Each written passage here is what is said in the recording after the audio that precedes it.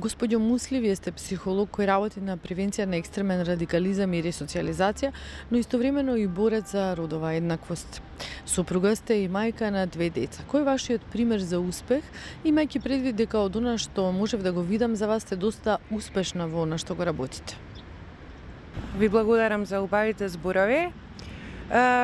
Интересен факт е тоа што кога и да се наоѓам во работно друштво или место каде што се наоѓаме со жени кои што се во бизнис секторот, првото прашање кое што ми го поставуваат е кој ти ги чува децата.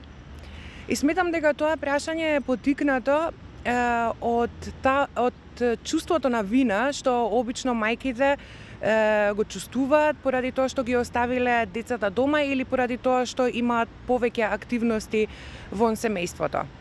Во мојот случај, кога и да се наоѓам во работна позиција или ако сум на конференција каде што зборувам за мојата работа, се трудам да се фокусирам на мојата улога во тој момент.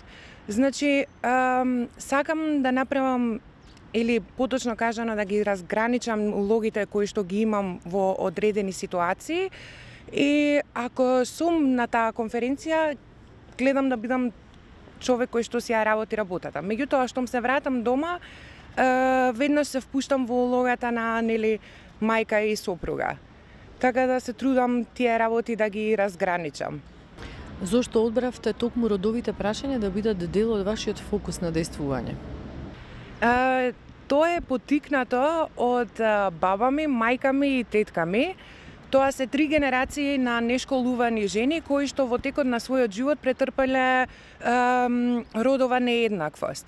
И баш поради тоа искуство кој што они го имале, не сакале истото да им се случува на нивните ќерки.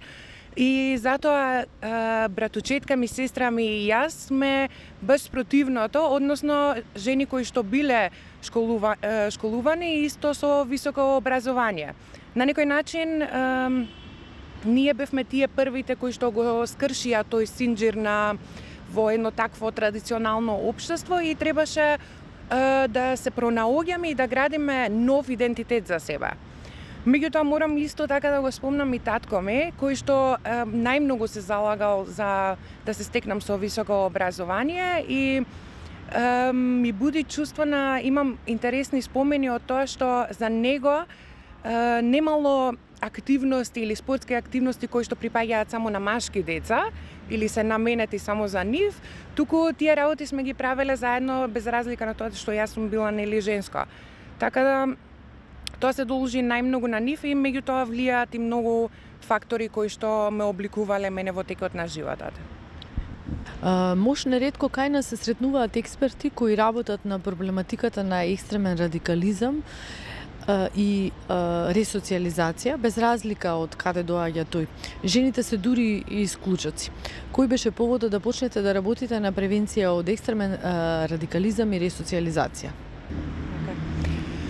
Па тоа се должи на неколкуте терористички напади кои што се случија низ светот и начинот на кој што медиумите ги прикажуваа муслиманите, што се коси тотално со сликата која што јас ја имам за исламот.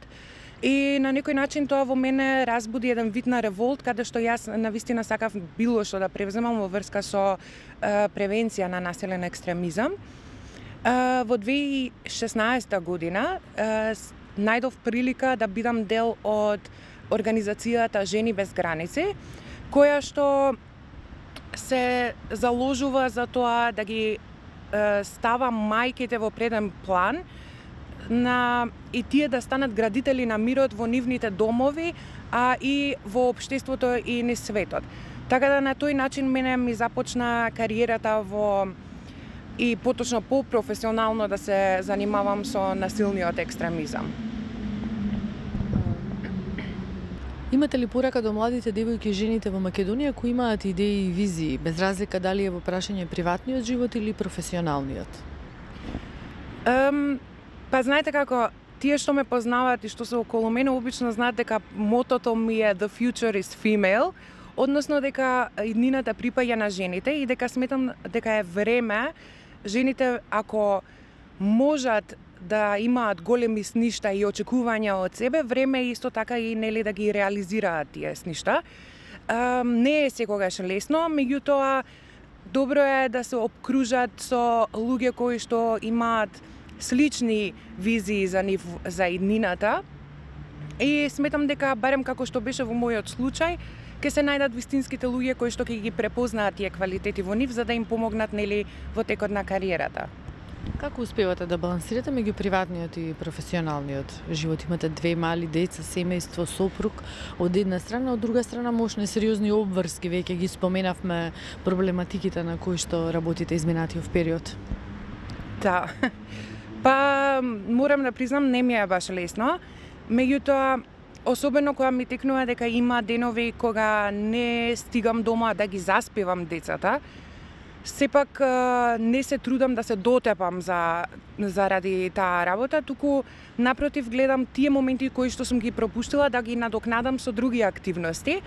Или исто така нешто што сум видела дека добро влијае на синовите е нивното вклучување во мојата работа. Односно, кога се поволни условите, малки зејце тие кои што нели доаѓаат со мене на работа и гледаат со што се занимавам.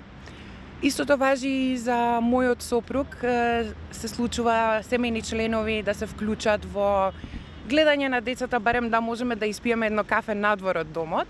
И мислам дека тоа е на некој начин компензација за сите тие пропуштени моменти. Кои се вашите следни предизвици?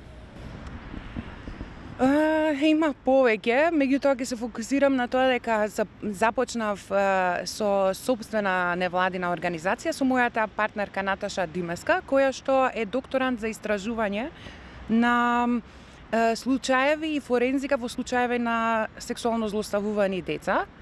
Така да најдов соодветен партнер кој што има иста визија како мене и сега невладината, која што инаку ни се вика Плеадес, е основана со цел да ги потикнува жените, односно засилување на улогата на жената во општеството.